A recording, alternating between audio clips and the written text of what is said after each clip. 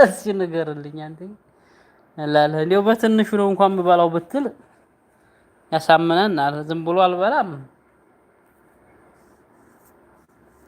ይባላል አይባልም?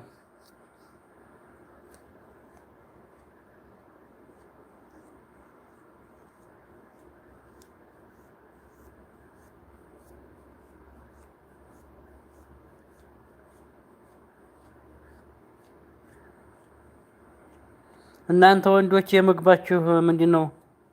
የምግብ ነገር ጥናችሁ ነው ይሉናል። እናንተ ግን እንደው እንዴት ነው ነገሩ? ሴቶች ሰርተው ስለሚሰጡን ሆዲያም እያደረጉን ነው ወይንስ በምን አይነት እያሰቡ ነው? ይሄ እኔ እኮ የሚገርመኝ ነገር ወንድ ልጅ መብላት አለበት፣ ሴትም መብላት አለበት።